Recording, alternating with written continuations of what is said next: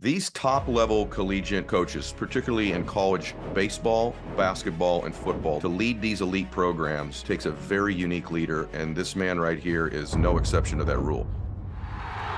An incredibly impressive performance, and the game plan that Dan Hurley laid out was executed. You just won a national championship. Do you feel pressure? How do you deal with that for you or your players? I feel incredible pressure to win every game. Your foundation better be strong because you're under intense scrutiny. You're under intense criticism when it's going bad. Far, far greater than that is like this competitive animal that you have inside you. I feel like I coach every game like I've never won a game. You have the culture of your organization that you're looking to absolutely perfect, and you're looking for any crack of it in any behavior or any habit of all of your people on a daily basis. Model who you want everyone in the organization to be. First person in the building, last one to leave the building. If you can't show up with the absolute maximum effort, you can't play for me. This is about us being allowed to coach them and get the most out of them. And sometimes it's going to hurt. It's going to be painful. My evidence of success at various levels as a coach, it gives me the ability to be honest, to be tough on them when I need to, but then also to celebrate them when they're successful. You're chasing the best way to really help develop better men, to help develop better people.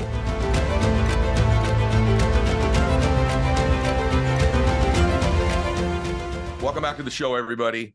I've wanted to have this man on for a while. I've been, I guess, a fan and a studier of his for a very long time. I told him this when we were off camera. He's achieved things in his career and in his life that very, very few leaders have achieved. The more I've been around the sports world, everyone, I have to tell you, these top-level collegiate coaches, particularly in college baseball, basketball, and football that I've been around, are not just some of the great coaches that I've been around. They're some of the great leaders in any enterprise that I've been around, in any enterprise, business, politics, or otherwise. To lead these elite programs and to do it in a way that they do it consistently takes a very unique leader, and this man right here is no exception to that rule.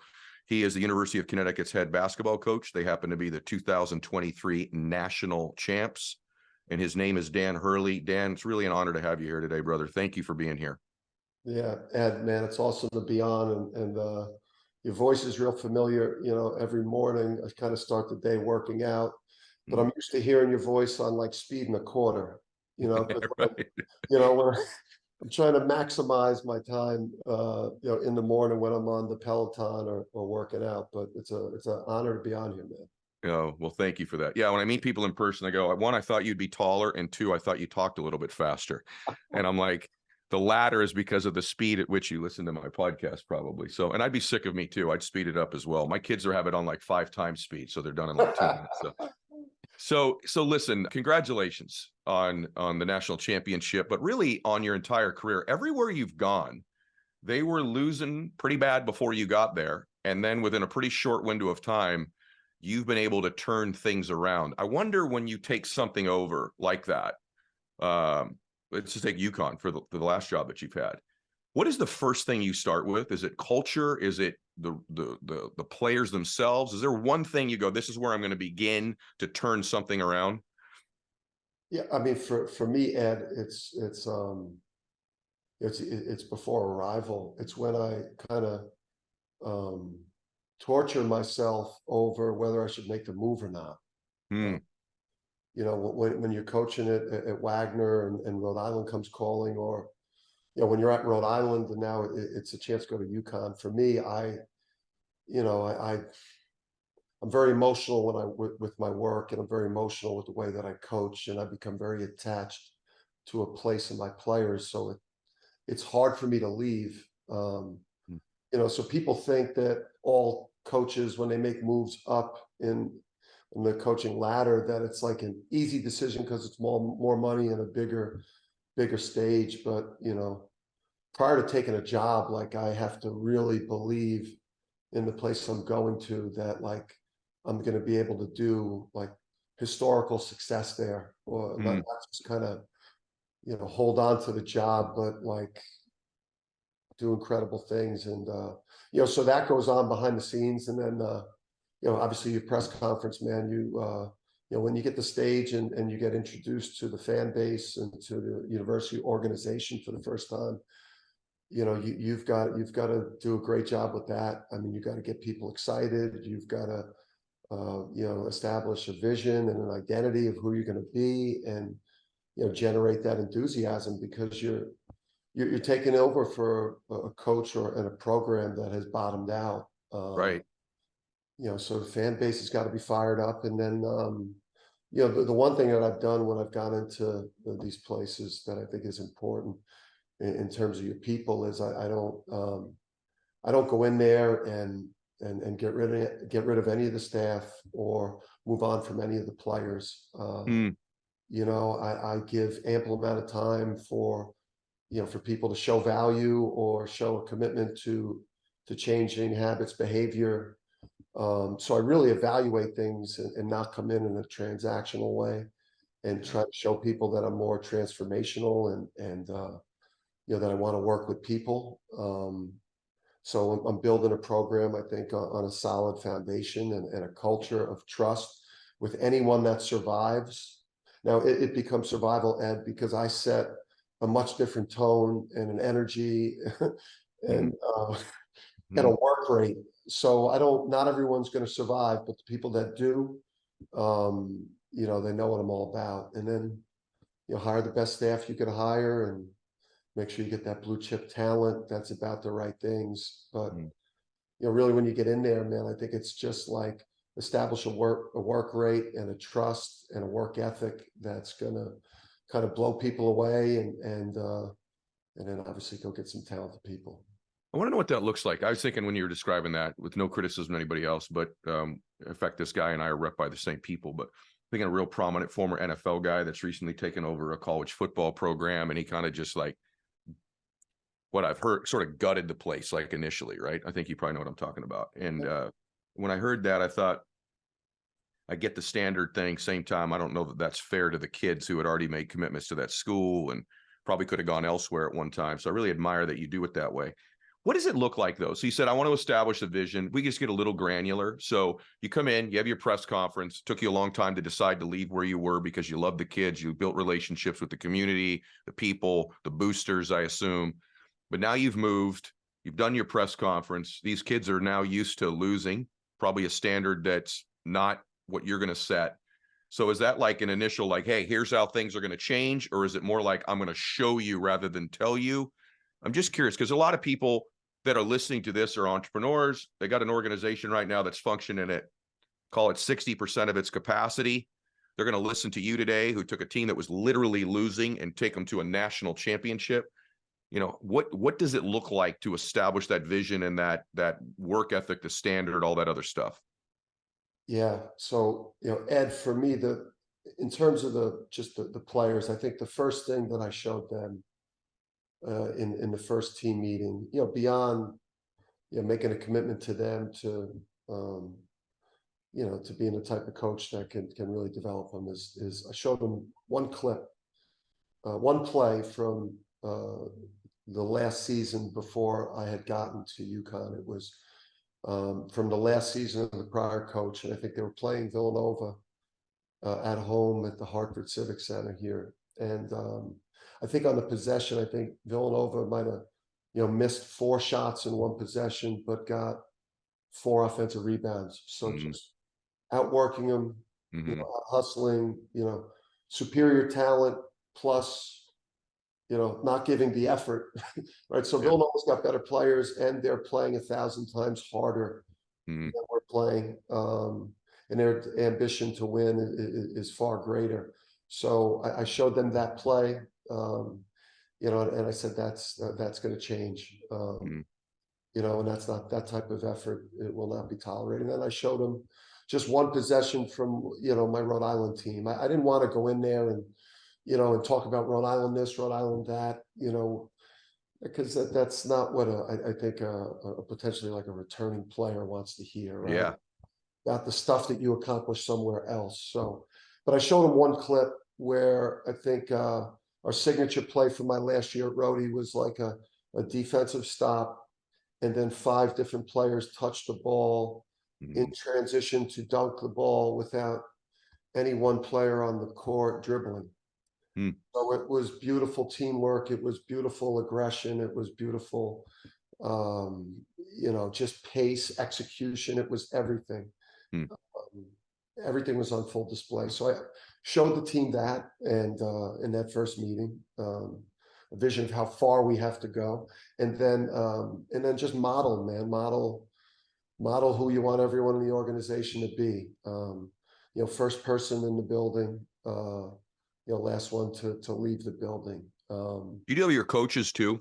In other words, do your coaches still see you first in the building, last to leave? Is that important with your staff as well, or is that exclusive to the players, or is it literally everybody around you? Well, nowadays they better be first. Okay. Yeah, I mean, I think early on, I've gotten a little bit smarter. Hmm. I think my responsibilities at UConn are different than they were at RHODE or WAGNER or as a high school coach. So, and so I probably put more into sleep and rest within the last couple of years, where I'm in pretty early, but I expect my staff to beat me in. Hmm. And a lot of the stuff that I model is just everything that I believe. Like, I keep myself in great shape. Yep. I work out every day. I'm meticulous with my diet. I'm always trying to read and learn, and I talk about my morning routine with my players and my Do you staff. really? Oh yeah, yeah. One observation, coach, I want to ask you about. We're talking about if someone meets me, I should be taller and talk slower. But the other thing they often say to me, and I'm noticing this with you, I think they're expecting an experience with like this super intense, pumped up dude every single second of the day. And if I almost feel like sometimes they are disappointed that I am keeping energy in reserve. And right when the camera went on with you today, because I watched this dude, this is one of the most intense humans in sports that we're talking to right now. And it's one of the things I admire most about you. Yet today, I find you dialed down a gear or two. Have you learned to pace yourself like that? Is that an intentional thing? You can't be 100 miles an hour all the time, but I imagine the way in which you delivered those two videos probably had a little bit different energy or volume tone. Or am I wrong about that? Or is this your normal tone with the players? Yeah, so I think when it's time to turn it up, I mean, as a leader, I could turn it up in terms of the intensity and the electricity. I am generally, like, growing up, I was I was always kind of like a lot less serious than my brother, Mm. a lot less serious than my dad. I was probably always, I don't want to say like the funny Hurley, but the Hurley probably that, didn't give a, what, Yeah. out of the group, out of the three Hurley men in sports, that was probably my deal. But generally throughout the day, I mean, I'm pretty relaxed. I'm pretty laid back. I mean, my wife always says, like, her friends always ask her after we've gone to dinner, he's way different than what I thought he was going to be. Right. Right. Because I save it for, in between the lines. I save it for a team meeting. I save it for when I come in the building and I've got to set a tone with my people. I mean, when I Mm-hmm. come in here, my meetings are intense. You better have ideas. You better add to conversation about players or tactics or ways that we can move this thing forward, or else you're not going to be able to work for me. I mean, if you can't show up for when we're in between the lines with the absolute maximum effort, if you can't show up and play every possession, like, you're a total nobody for me. Mm. Like, you can't play for me. Mm. So, I guess from when I pull in here, at 8 until when I leave here at whatever time in the night, depending on time of year, I mean, I'm setting a tone that is hard to keep up with. Yeah. But when I'm not doing that business, I'm Mm. a lot more chill and relaxed, thanks to, meditation and wanting to get home to my wife and chill. Mm-hmm. Well, one thing I've noticed, and by the way, if those of you that don't know, because there's probably 80% of my audience is not rabid college basketball fans, right? So those of you that don't know, his brother's Bobby Hurley, who is one of the great all-time college basketball players at Duke. I don't know, 2 national championships, I think, when he was there, if I'm right. Is that right? Your brother had 2? Seventh pick in the draft. Seventh pick in the draft. 5'11". Bob's probably 5'11", 155, 160. Yeah, crazy. Seventh And had an accident that happened, probably would have played a lot longer. And then his dad is one of the great at St. Anthony, literally one of the great all-time high school coaches, like all-time Naismith Award winner. So he comes from this insane basketball family. And I think it's probably accurate to say that if you went back 15 years ago and said which one of these 3 is going to win a national championship, probably Dan would be third on that list of the 3 of them, right? And I think that's even what you're acknowledging. But I think that energy thing is important. I'm thinking about it when you were talking. I didn't even think I was going to ask you this, but college basketball coaches are kind of unique, like the great ones. And one of the things that's unique about them is how long they actually stay in their craft. I'm thinking about a guy like Dean Smith or Boeheim, Williams, John Wooden, all these guys. I mean, they coached a long time, right? So I got to think part of that is, to some extent, pacing your energy.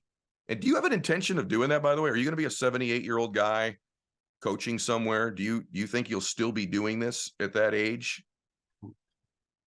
I personally, that's a couple of things. I mean, I was a lunatic on the sideline, probably midway through my time at Rhode, maybe 7-8 years ago, I'd say, where the emotion and the passion was overwhelming, my ability to manage the game and manage the team and think clearly. And back then, I think I really was kind of like out of control with officials, with road crowds. It was too much. And I had some moments with my wife, believe it or not, who knows like nothing about sports. My wife Andrea, like night after like a night of a brutal loss at home at Rhode, and her telling me that I was embarrassing her with the way I was with acting on the sideline. So it's a fine line between like coaching with that type of emotion and being able to manage it. I've grown a lot that way over the course of like the last several years. One of the keys to my coaching career has been like fired as an assistant coach at Rutgers, looking like I'll never coach college, but then you decide to become a head high school coach. Yeah. You learn your craft at 9 years, really experimenting a lot with leadership and tactics and player development. And then you get like a low Division I job for 2 years, which, it's a lot easier to win at that level than it is to beat Jay Wright. So like, you're learning your craft and you're making mistakes, but you're learning and growing and you're not under that intense spotlight. And then you go low major to mid major at Rhode. And so I've benefited in my career, man, from just having like to prove myself at every level. And I've had time to kind of like learn and grow and never taken a job that was too big for me. There's stuff I've always wanted to ask a great leader. Maybe you don't get asked this very often, so this might be stuff that it's in the core, but it's not asked a lot. And it's about criticism. Not that how you face it. That's the second question. How you deliver it. I'd like to ask you about that. How do you, and do you do it differently now? How do you deliver criticism to a coach, but mainly to your players? And because you're dealing with, we forget this. I'll watch even college basketball this day. I'm like, this kid's 18. He's 19 years old. And at a school like UConn, man, the pressures of boosters and crowds and arenas and, family back home depending on you. How do you deliver criticism to players and coaches? Are you cognizant of the way you do it? Do you just fly off the handle? Is it different with certain players over others? I think it's one of the most important nuances as a leader is to be able to criticize somebody in a way that causes them to grow. I have to tell you, this comes because I had a coach criticize me in college when I played baseball, and I'm 52 years old to this day. And he recently came to a speech I gave, showed up out of the blue. And I turned and gave him this big hug, and I actually started crying because he was proud of me. But actually, the reason I was crying was I have never forgotten a particular criticism he gave me that just crushed me. And it wasn't delivered. It wasn't like, lift your elbow or spread your legs out. It was personal. And to this day, I probably think about it 25 or 30 times a year. Is that nuts? So I think it's an important thing. I think it's a real relevant question. So what's your answer to that? I would say it starts in like recruiting, when like before they even get here. For me, I won't take a recruit at UConn where this is a pressure cooker. You coach here or play here, you better have the stomach for it. Because the standards are super high. You got the 5 national championships with Coach Calhoun, one of the GOATs, and then Kevin Ollie, and then you got Gino over there with 11. All right, the women's coach, guys, coaches women's basketball, 11. He's got 11. So it starts in recruiting. I need them to watch a practice. I need them to see us. I need to see us at work. I need them to see the pace, the tempo, the competitiveness. My entire coaching staff's attention to detail, the intensity of our work. I need them to understand that workload. And then in recruiting, we don't cheat. I mean, we don't lie to them about what this is going to be. I mean, this is about us being allowed to coach them and get the most out of them. And sometimes it's going to hurt. It's going to be painful. There's a reason why they say that the truth hurts, right? And I just feel like the way that we recruit them, because of the substance with it, and then when they step foot on campus, the time investment. All these players talk throughout college basketball, and our players are on campus 11 months a year. A couple days for Christmas, different holidays, a little bit for summer, maybe a week here, but 11 months our program is functioning and operating at a very intense level. I'm not out playing golf. I'm not out, writing a book on leadership or at my vacation home. Like, I'm on campus every day that they're on campus, pushing, pulling, running our program, practice, whatever we're doing, strength and conditioning, off the court player development. Like, I'm pushing for them every single day that they're here. So for me, I feel like, the day after a game, where they don't perform the things that we need them to perform for us all to succeed together. Yeah, I mean, those film sessions are going to be tough, and I'm going to be honest about the things that you're not doing. But the foundation that the relationship is built on, the time investment, my evidence of success at various levels as a coach, it gives me, I think, the ability to be honest, to be tough on them when I need to, but then also to celebrate them when they're successful. So, Coach, I'm curious, Dan, not to interrupt you, but I'm curious, do you have that kind of sensory acuity where it's been a rough film session and that potentially the kid is losing his confidence? Do you have that kind of that sensory thing where you'd pull a kid in if that's happened and, I don't know, love on him, remind him of your belief in him? I just think these are things that great leaders do almost intuitively, that they don't even realize that is the separator oftentimes, is these little nuances. A guy tries to model you, for example, and he's intense and he's getting in there, what's about their pants about film sessions, but they miss the other thing. And I've watched you enough. I've actually watched you on the bench in a game walk over to a kid that you'd been hard on. I watched it, and then I watched the camera catch you walk over. You put your hands on his knees and you got in front of him. And I could tell you're like, all right, I got to make a deposit in this kid because I've made a withdrawal that maybe went a little too far. And I do think you're laughing, right? So I hope I'm right. But so is that part of the job as a leader, is to be looking for that and noticing those little subtleties? Yeah, no doubt. I mean, listen, I played. I've been on the court Mhm, at Seton Hall as a player. You know, your brothers at Duke.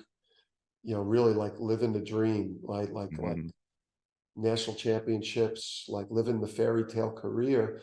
And at the same time, I'm at Seton Hall and I can't make a shot, and I'm, mhm.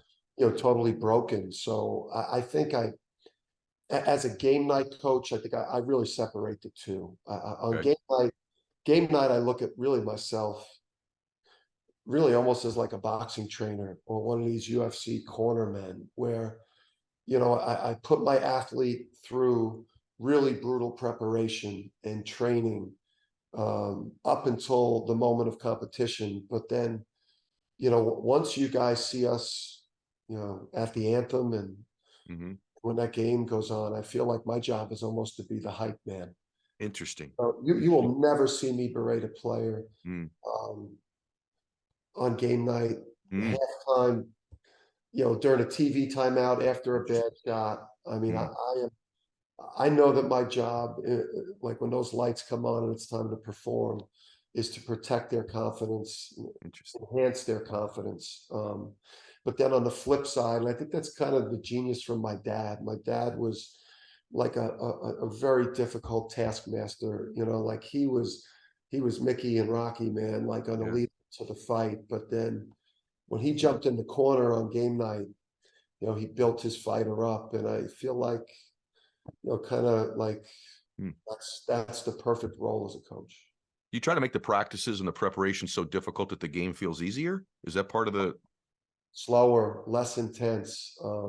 the game is slower, you're saying, and less Game is intense? slower. Our practices are at a pace and a competitiveness and at a tempo um, that is that not a lot of places. It's Mm, almost reminds you a little bit of when you watch teams play college football now offensively in terms of yeah. like hub quick and putting a tempo on the opponent. And I do all of my coaching and correcting on the lead up to the game. If I'm on the court screaming at guys about a cut they didn't make, Mhm, you know, or not getting back on defense, then I'm a shitty coach. You know, mhm, like yeah. that should have been cleaned up before I got to Thursday night, Mm. sold out arena. Well, I asked that because I always think sports is a perfect metaphor for business or any other thing, even being a parent to some extent.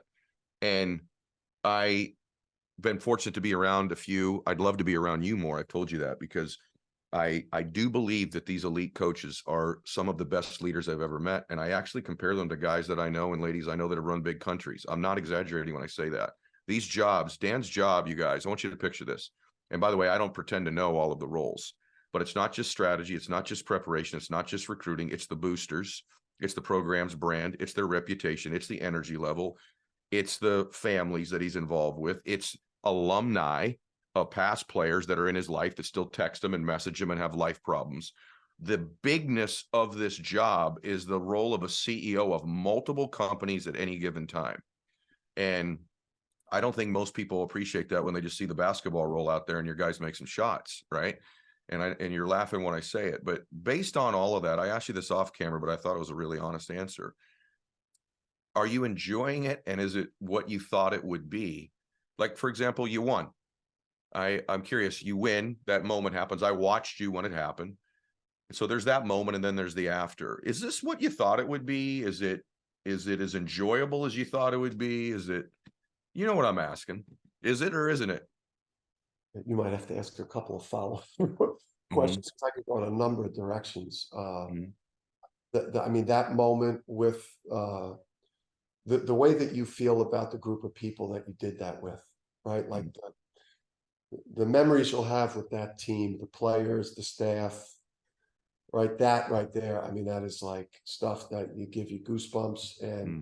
you'll see a picture or you'll get together with the group and think about, you know, the seasons, you know, and Mm-hmm. just how hard it is to do what we did, and then the manner in which we did it, the way we dominated. Yeah. But I mean, a lot of the other parts of it, no, you know, uh, Yeah. really, no, man. Like, I mean, there becomes, in a way, that overall feeling becomes now something that you're probably putting greater pressure on yourself Right. That experience was so incredible that you're dying to feel that again with another group of people and experience that whole incredible, like, mission accomplished feeling for that group. I mean, for this group of men that work so hard for it, so like that becomes like this, almost feels like an addiction to try to get that feeling back, almost like a drug you want back.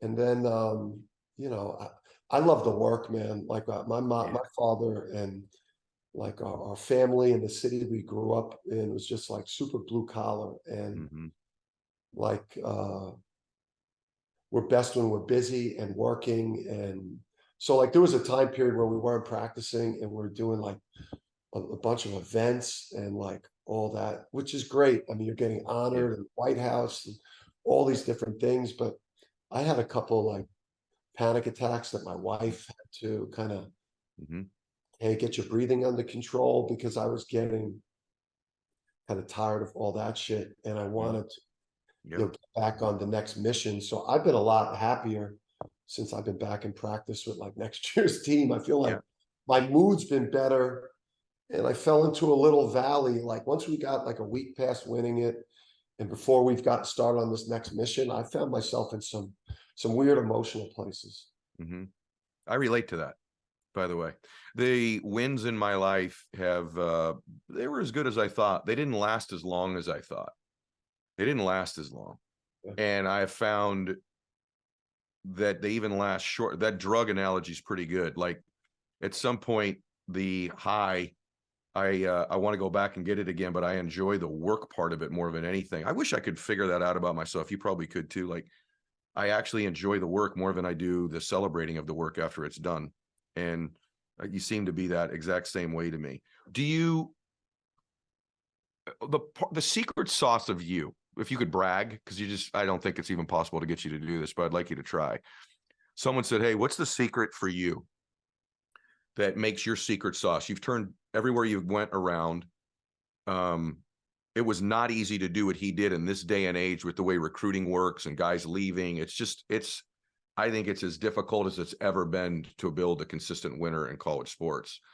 And if someone said your secret it's your preparation, it's your work ethic, it's your energy level, it's the X's and O's, it's your ability to recruit. If someone said, what is yours, and you were willing to brag a little bit, what would it be?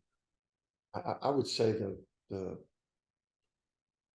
chase or of the mastery of all the things that go into being a coach, right? Like you said it before. I mean, most people think, I mean, that this is phys ed class, that it's just like, hey fellas, it's very complex. I mean, it's you have the culture of your organization that you're looking to absolutely perfect, and you're looking for any crack of it in any behavior or any habit of all of your people on a daily basis, right? So you've got the cultural, you've better, your recruiting practices and your ability to attract elite talent, right? Your ability as a coach to help your players, develop and acquire and develop new actual basketball skills.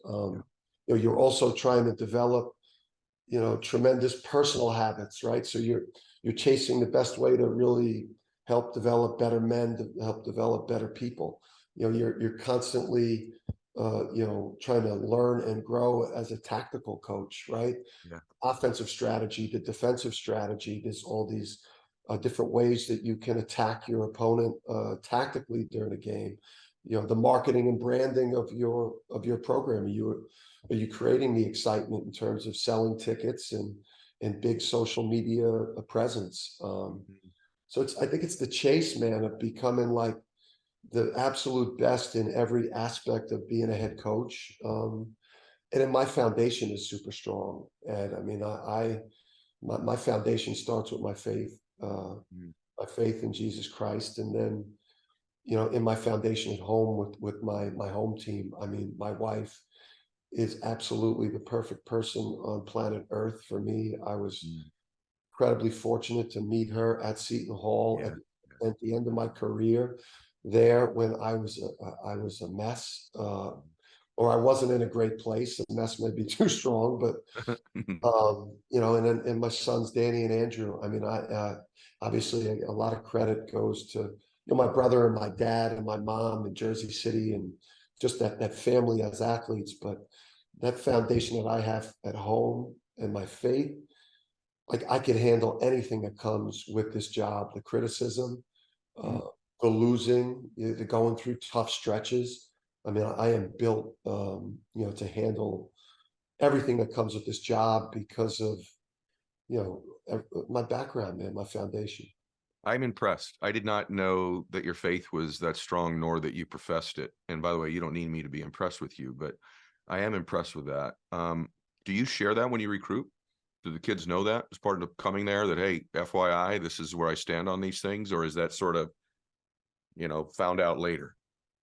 No, I mean, I share, you know, the most important thing for me, I think, it was probably midway through my Rhode Island tenure, and you know, and I'm struggling emotionally. You know, I'm just not, I'm not the best version of myself. I'm not at my maximum, you know, my maximum abilities as a coach. So, you know, I'm not sure. I think it was maybe you know, conversation with Billy Donovan, former, you know, head coach Yeah. and incredible coaches, one of the best coaches of my generation. You know, just starts talking to me about like my morning routine, and I had none. You know, it was pancakes. It was, you know, Really? no, it was pancakes. It was maybe not eat. It was maybe, you know, show my toughness by starving myself. You know, it was just, you know, like just immature approach to like being at my absolute, you know, highest level of like human performance and highest energy and clarity of thought. So you know, Billy got me on like morning routine, man, and you know, starting it by getting to bed early, prioritizing sleep as much as possible, and then you know, but just getting up by at least being up by 6 at the latest. And, you know, your prayer, you know, your spiritual readings and your prayer, you know, your meditation practice. You know, for me, my journaling, you know, whether it's free writing or gratitude journaling, you know, and then I get right to an hour of you know, of hard physical training, and then, you know, boom, I'm in the office by, you know, 8:30. I think then ready to attack the day and set a tempo and a pace and an energy, and you know, just deal with whatever comes my way when I come in the building. When you do your meditation, do you focus on your breath? I'm just curious, is there anything particularly you do when you meditate? For me, it's my breath work. It's the easiest way for me to get out of my head. Yeah. And you know, for me, I needed the guided, Hmm. you know, because I will, you know, I will find myself, I need to be reminded um, by someone. So I use that Calm app, Yeah. and we make sure that we get everyone in the program has like free subscription Wow. to that, or any meditation app that they're comfortable with. Because I believe that it's changed a lot of my career. That and that morning routine and that meditation time. I do it in the morning. I do it at night. If I'm having trouble sleeping, I'll play one of the sleep stories, Yeah. or So you do know, I. yeah. Yeah, I use Calm app every day. I'm not here to endorse it because they don't sponsor the show, but I do use Calm every day. And I got to tell you guys, you know, it's so amazing to me that people will listen to my show week after week, and almost every elite performer at whatever they do has changed their life with their morning routine, whether that's a cold plunge or their workout, their prayer, their meditation. I'm really surprised to hear that you journal and do gratitude journaling as well. I'm just surprised that, you know, a man's man coach does that, because I do it too. But I have to tell you that, and then yet so many of you still have not established a consistent morning routine. And the one thing I will say, and I want to take coach's time up, but no matter what that routine is, and mine resembles yours, is that what it does is it gives a predictability to the rest of your life. If the beginning of your day starts out willy-nilly responding to text messages and everything else, you're just sort of a reactor. You just react through your entire life. And at least if you have something you do for 30 minutes or an hour or 2 hours to start your day, the probability of you having some measure control over the rest of your day is increased. And I just don't know how you're going to compete in business or life against people who are routined like this when you're not. I don't think you can compete against them. I'm competing against I'm competing against killers, you know, like Yeah. I mean, Yeah. the Big East Conference, which I coach in, I mean, it's a bunch of unbelievable coaches. It's when you get to this level of sport, I mean, this is the best of the best, the sharpest in every aspect of, I mean, they're ruthless. They're sharp and ruthless, and they have very few holes in their game. And I want to put myself to start the day at an advantage on people that I'm competing with that aren't doing that aren't sharpening their tools, that aren't taking advantage of the ability to to think clearer. I mean, we're in the decision-making business, and a lot of the decisions that we've got to make that will define your career and your level of success, they've got to happen so quickly. And I always say to people too, I'd be long gone from this level of coaching if I didn't have these things. I mean, people see me on game night. I mean, I got thrown out of a game of one of our most important games last year. I've been ejected from games twice since I've been at UConn. I have just a history of sparring with officials. I become the ire of most opposing teams' fan base because of the energy that I coach with. Yep. I had our GA Ed do camera time this year, Fox, like how much more camera time am I getting than the opposing head coach? Just because of my antics and my energy and the way that I show up on game night, I was getting twice as much time. So I should have had some patches, man, some like a race car driver or a tennis player. Yeah, right. So yeah, and if I wasn't doing these things to kind of calm myself and for me to like go beyond that line, I probably would have melted down by now, had that incident, because my engine runs high. Well, that's the thing I was just going to say, Coach, is that one of the things that you have to know yourself as a human being. And if you have a propensity to run hot, which you and I both do, I run hot. So I don't really have to worry. Some people have to worry about something else. So if you're listening to this, it may be different. But if you're wired like the two of us, to the extent that I don't have to worry about getting cranked up, I have to worry about emotional control. I have to worry about not letting it get away from me. I have to worry about when I'm in criticism mode of going a little bit too hard, I don't lack candor. And so you have to know yourself. And what Coach is saying is, and here's the other element, I'm going to brag about you. If I were a kid, I want to play for a guy like you. I think more and more it is elite. He is competing against killers. If I were a kid, I want to look at what this dude's fitness looks like. What's his routine look like? What's his emotional control look like? Right? What's his faith look like? What are his disciplines? I don't want to be coached by a guy that's not got that stuff together. I want to be coached by a guy that I can model, a real role model. And when I watched you the last few years, that's the number one thing that dawned upon me about you. And I know you don't want a bunch of comments. I'm like, look, and I don't mean this to be criticism against your peers, but I just mean, look at him and look at that other guy. Like, just visually, one of these dudes is up earlier and hitting the gym. One of these dudes is working on himself. One of these dudes models what he's telling his kids to do. When I've been to some football practices and watching Dabo or Coach Saban even run full freaking speed at practice themselves. They're running full speed, right? They're running full speed with the players in between the drills. Their coaches move at full speed. I'm like, I want to play for that guy, not the guy sitting on the freaking golf cart going, go, go, go. I want that guy. And I think that's true in business, everybody listening to. I want that as a dad. I'm not telling my kids to work hard. They see me up before them. They see me in the office working when they've gone to bed.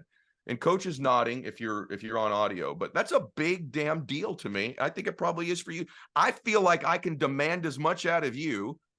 Maybe you feel this way, Dan, because I'm demanding it out of me. Yeah. I mean, when I come in here in the morning, I come in with my shirt wet, when I'm coming in here, I'm coming in from having just worked out at home, just driving into the facility. And now subconsciously, that's not planned. I'm sure subconsciously, somewhere in the back of my mind, I know I want to some type of message that way, but it's not contrived. I've just always have felt in terms of just the credibility of the culture that you're trying to build, man. And it's not like I'm just trying to like not be a hypocrite and like I'm just vain and trying to like impress people. You know, the fact that like I've got these behaviors and practices in place in my life embedded so that I'm at my very best. Like, you know, I've got a great marriage and a great connection with my children, right? Like all these things are making me just a more powerful coach. And people can your people can feel that from you. I mean, if you're off the court, personal life is a mess as a leader, and your personal habits, maybe you work out a little bit, but you're not reading and learning and growing your mind and studying film about different tactical things. Like if you're not modeling doing absolute everything that you could possibly be to be an absolute elite performer, both for yourself internally to like be at your best, have incredible confidence. I mean, I'm nervous as shit up until the anthem, you know, like, and I'm got, the only thing that you get confidence from is preparation. I mean, everything, I mean, the mantras are great. And like, if your preparation wasn't absolutely top shelf, confidence is gonna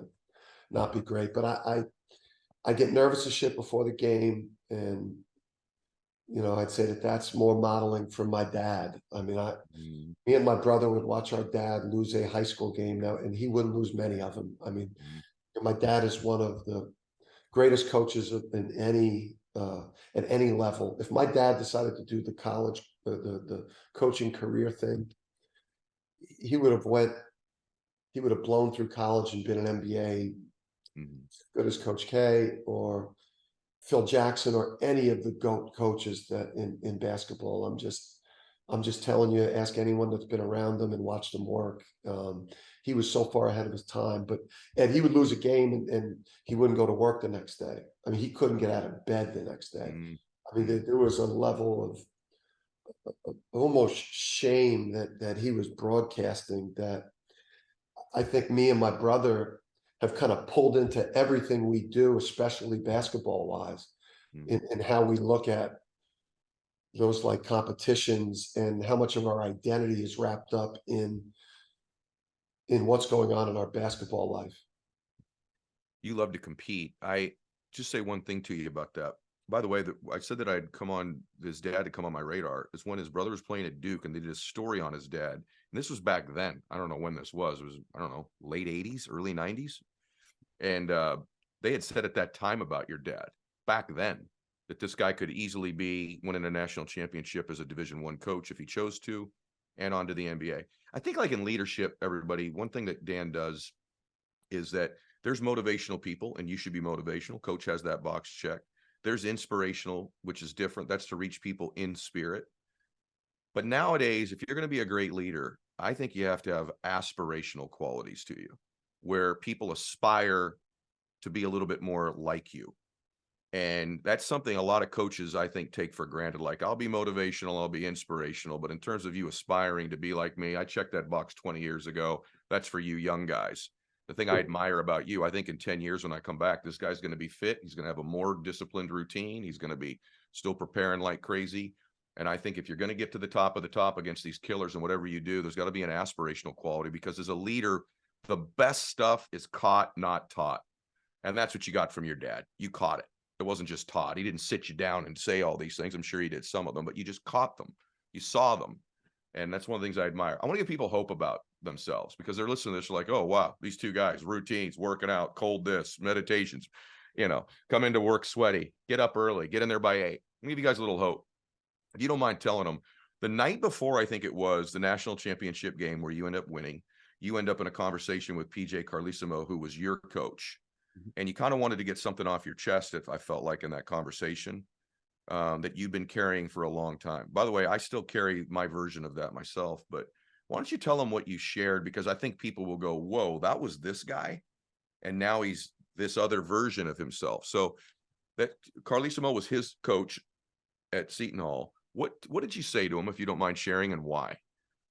Yeah, so going back to, when Coach recruited me at Seton Hall, and it's like he literally had recruited the perfect team, and needed me to be for Seton Hall what my brother was being for Duke. I mean, we basically lived the same life growing up, right? We did the same drills. We grew up in the same neighborhood. We played in the same parks. We had the same incredible high school coach. So, yeah, and my career just, at Seton Hall, it didn't go like that. I wasn't ready for, I wasn't who he needed me to be as a player, as a point guard, as a leader. And I had a chance, if I was that person, at that point in career. My off the court was a mess. I was drinking a lot. I wasn't committed to the game. I was a screw up in the classroom. I really, my table wasn't very balanced. Everything was a mess. Yeah, and PJ needed me to be more like my brother. And if he got that, that was a national championship team. I mean, we were a 2 seed in the NCAA tournament, even with me as a mess off the court. But it was like 2 lottery picks, another NBA draft pick, another guy that goes on to play 12 years in the NBA. I mean, I was literally, the missing piece on that team. Point guard was the issue. And like that haunted me for a lot of years. PJ moved on. He moved on to the NBA. I finished my career playing for another coach at Seton Hall. So he left before, I gave him really anything. I mean, I didn't give him anywhere close to the best version of me, before he headed to the NBA. And we didn't have much interaction after that. I was embarrassed, plus Ed blaming him, like in my mind, it was PJ. The system was wrong. I wasn't playing in the right offensive system. I wasn't being used correctly. I mean, it probably took me until like my 30s to realize how much of a mess I was in my 20s or my late teens. So yeah, I mean, like no interaction or not much. And then when I get back into college coaching, I hadn't had a conversation with him maybe in like 15, 18 years. And Wow. yeah, like long time. And so he's the former head coach at Wagner College, right? Before he goes to Seton Hall. So I've got to kind of call him first time in 18 years, and ask him to call Wagner on my behalf. The AD and the president, because there's no bigger deals at Wagner College than PJ Carlesimo. So that kind of like reconnected us, and we had a pretty lengthy phone conversation, and he actually like pulled some strings and helped me get that first college gig. And then we stay in touch a little bit over the course of, the next like 10 years between me now starting this year's NCAA tournament and Ed. Like in the back of my mind, I think about him a lot, and I have a lot of regrets about my career that haunts me a lot. So I get out to Albany, and like we're playing Iona and Rick Pitino, and like our last 2 trips to the NCAA tournament, Ed, they ended first round exit Maryland, New Mexico State the next year, first round exit. UConn's not thrilled with me. But I've long since turned off my notifications on Twitter for when I imagine folks are pissed off at me here in the great state of Connecticut. But it's a pressure cooker going into that first round game against Iona. I'm in Albany. Rick Pitino's over there. All the prognosticators are talking about, this guy's flamed out first round 2 years in a row, and the big bad Rick Pitino's coming. Yeah, I heard that. Yeah, well, and now I've got PJ, who's like, sitting next to me, like on the court, this kind of figure from my past that I'm like, kind of emotional with. But so he's there, man, like first round into the round of 32. I'm doing like pregame interviews with him on the radio, and I'm getting choked up in every one of them, Ed, and I'm crying like a baby. Wow. Like every one of them just kind of hours before the game. Really? Yeah, because just the sight of them and just how much emotion from what that time felt like, the reminder of just, I had some dark times at Seton Hall as a player, man. Points that, deep depression, thoughts of suicide and worse. That playing for him kind of, I think, brought up in that time. And then, it just became incredibly cool, man. Now you're in Vegas, Sweet 16, the team's playing great. We're blowing these teams off the court. And now I'm like having conversations with them like, hey, coach, I'm sorry. By the end, man, you get to Houston, and by the end, like, you're hanging out with your coach, and by the end of those interviews, man, like you're not crying. It's more like you're proud of your journey. Those are like therapy sessions where I got a chance to like cry a lot of shit out, man. Wow. Even now, I'm kind of looking at you.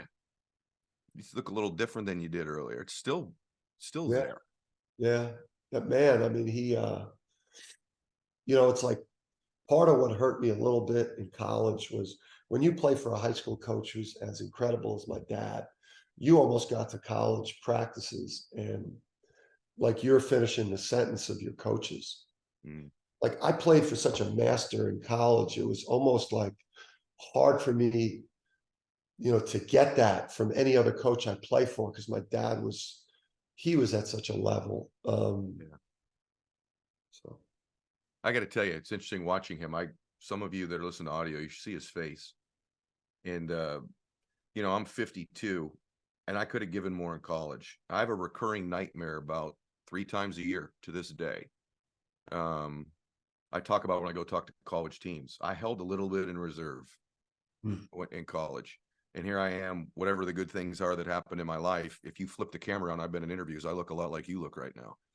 And it just, the reason that's valuable, maybe my favorite part of our interview, is because the one thing you don't want to ever have in life, everybody, is a regret about effort, a regret about commitment. If you give everything to something and it doesn't work out, you kind of live with that a little bit. But when you left something in the tank, you let teammates down or family down, I don't think any amount of winning anywhere else completely makes up for it at any time in your life. And I'm watching this man who's at the top of his craft. He's number one in the world at what he does, and still shoulders hunched over, the face changed, his head shaking. It's an emotional thing when you don't give your best to something. And in a lot of things in life, you don't get a second chance. And that includes your marriage. If it's not going well, maybe you shouldn't quit on it so soon. Maybe make another run. Maybe it's as a dad or a mom. Maybe it's in your business. Maybe there's something you could be given more to. You don't want to get to the end of your life and run out of time, because he can't go back and play college basketball. I can't go back and play college baseball. At some point, you'll be able to play your life again. And you don't want to get out of this thing with that feeling for eternity, right? You want to get out of this thing having given it. So I really appreciate you sharing that, Coach. Yeah. You want to say, you were going to say something extra there? I didn't want to cut you off. Yeah, that's where you see, I mean, that for the frustrating part, probably the haunting part is when the commitment that you made just to get to that point. I mean, the things that me and my brother did, the commitment on a daily basis, and the way, that my dad pushed us from such a young age. When you're talking about, my brother was 5'11", never dunked the ball in college. But is maybe the greatest point guard in the history of college basketball. It probably shouldn't even be a maybe, but he's the most decorated college basketball point guard of all time. All-time assist leader, 2 chips, 7th pick in the draft at 5'11", 160. I mean, that's the type of people that my dad raised in terms of unbelievable. What he pushed us to do, in terms of sacrificing, a lot of other things in your pursuits, you know, like understanding, you know, that thing that you want to build your life around. You know, for us, I think, you know, my dad understood, you know, that if he raised us a certain way, I mean, that the standards were so incredibly high, and it wasn't exclusive to basketball. I mean, it was, you know, if you got a test or a quiz, you know, that had something maybe with a 7 in front of it, you know, like 75, you know, forget failing something. I mean, we didn't listen, we didn't have to get straight A's or all 90s if you're a little kid, Yeah. but like, man, I was scared to death if that thing said 71. Do you You know, think when he held you to that standard that, because I think holding someone high standard, I want to ask you about this since you're on that. I think there's a hidden message when you hold someone to a super high standard, which is the hidden message in it is, I believe in you. I think you're capable of this.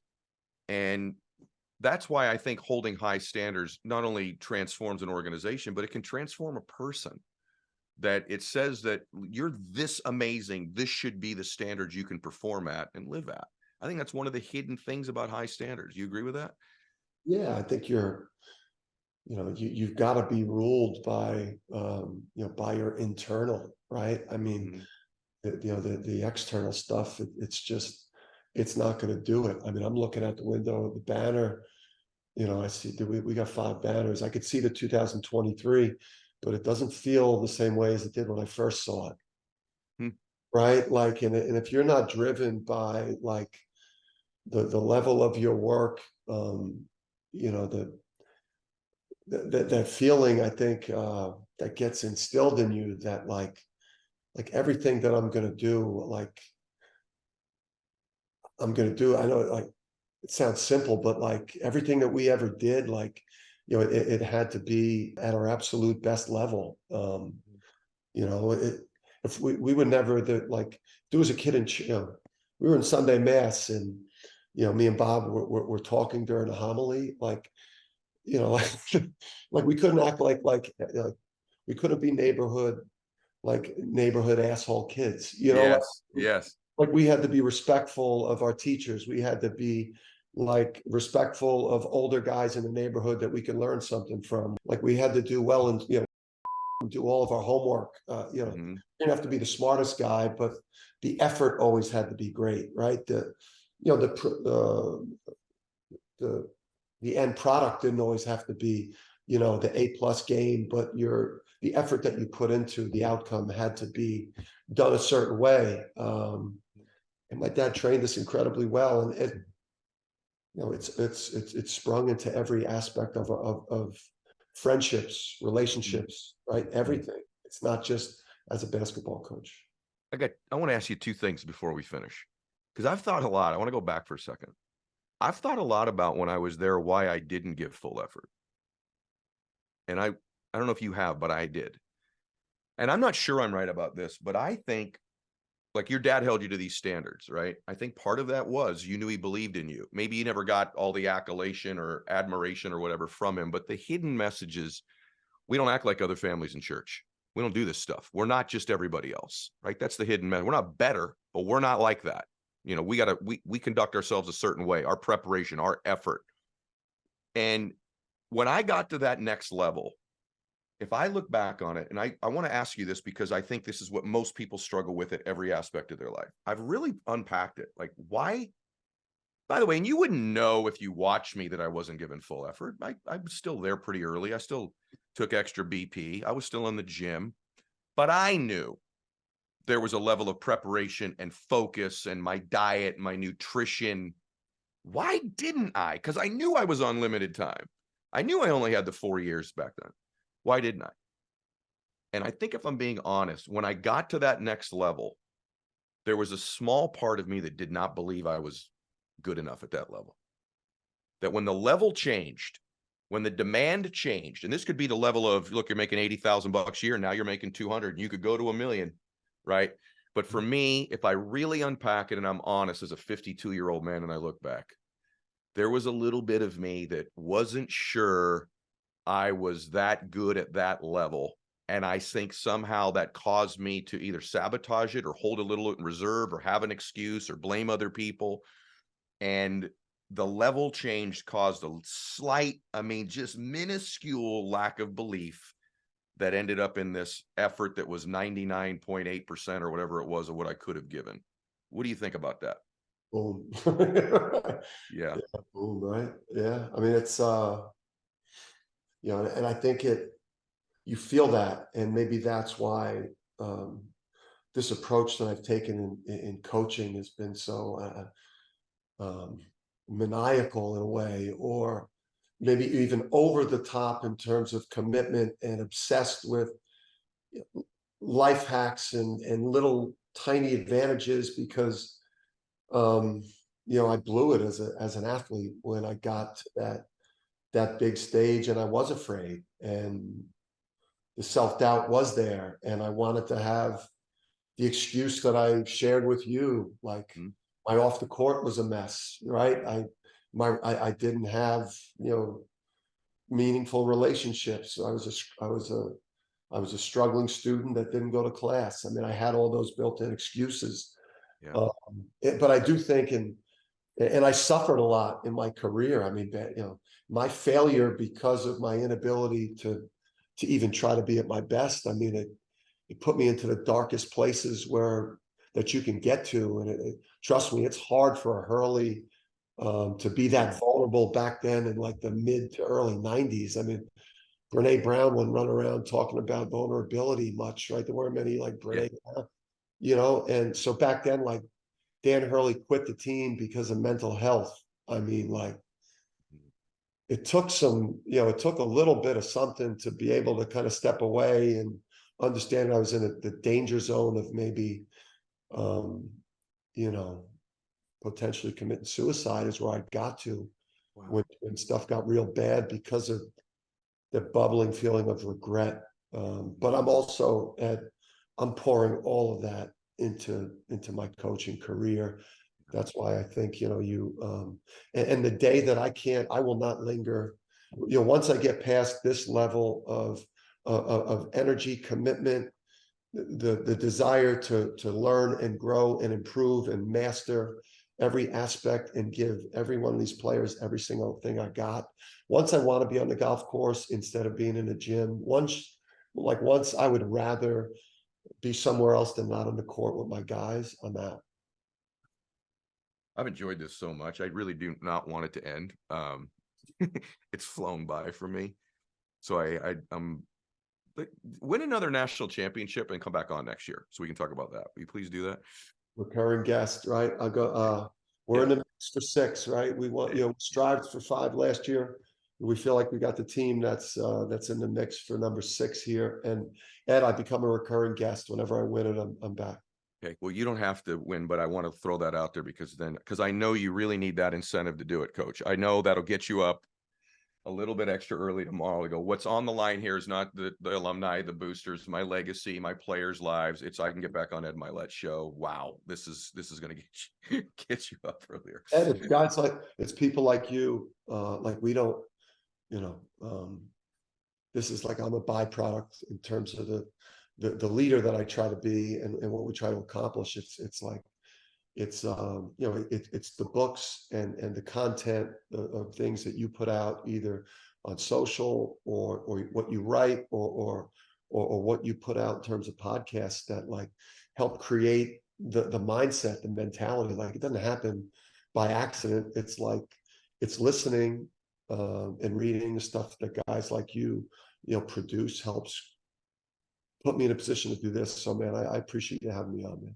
Thank you, brother. I want to ask you one last question. I appreciate that. Ironically, you just did it here today. This has been a master class. Like, to be really honest with you, I'm probably going to let my son hear this one before it comes out because it's a master class on getting it. You guys, you just got an hour with the best of the best in the world at what he does. I mean, you don't often get in the brain and the heart of somebody that performs at this level in their prime.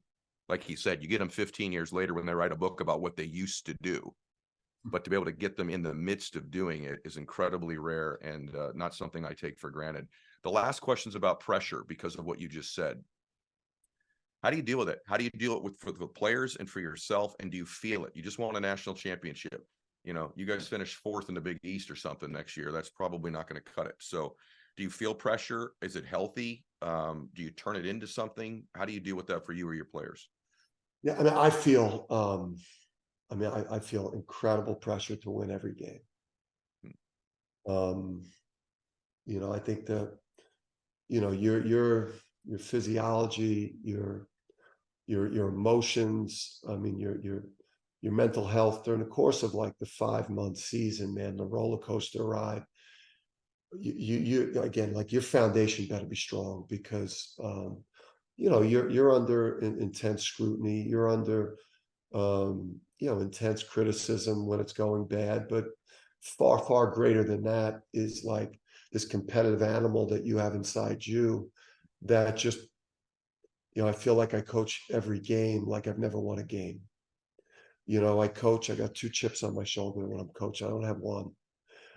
Part of it is I was a high school coach for 9 years, while a lot of the people that I'm now competing with were coaching at the level that I'm at right now. You know, so you know, when I was coaching at a much lower level, you know, these guys were at the top of the sport. Now I'm at the top of the sport with them, and I want to prove that I'm better. That to me, as a competitor, I think about that all the time. I want to be better than the other guy. And you know, for me, in terms of overall, like the analogy I think for me is like I'm almost feel like a batter that is trying to hit through the cycle with his career, and I feel like I got the triple. You know, like there's a lot more that I want to do. I want to win. I want to win more of them. I want to win the conference championships. I want to finish number 1 in the country. I want to keep putting players in the lottery, in the NBA draft. I want my assistant coaches to become head coaches. I mean, I want to be like the program in college basketball over the course of the next, you know, bunch of years. So in doing that right now, I feel like I hit the triple. Home runs out there, the double, the single, but the triple's the hardest one to get, man. Yeah, you got the one. Getting that first one, man, I feel like, you know, my confidence in what we do is going to make me and make us harder to beat from here on out. It's not going to win us anything, but our belief here at UConn basketball, we show up in a certain way where we look, I think, already like we believe, but our belief in what we do is higher now. Yeah, well, it's been validated. Your system, your processes, your preparation, your style, everything, your culture, your standards, your identity, it's been validated. And now it's just a matter of running up the score. I got to tell you, Dan, I enjoyed today just so much. I not only admire you, I really like you. And I told you this off camera. If there's anything I can ever do for you, brother, I'm a real fan of you, and I'm rooting for UConn. I'm rooting for your family. I'm rooting for your players, and I'm rooting for you. So thank you for today. No, I appreciate you, man. This was awesome. It was awesome. All right, everybody. Hey, share this episode. You just listened to one of the greats in their prime, like in the midst of what they're doing. And I have a funny feeling we're having him back next year because we got one thing he's got to do it, but I got a feeling he's coming back. All right, everybody. God bless you. Max out your life.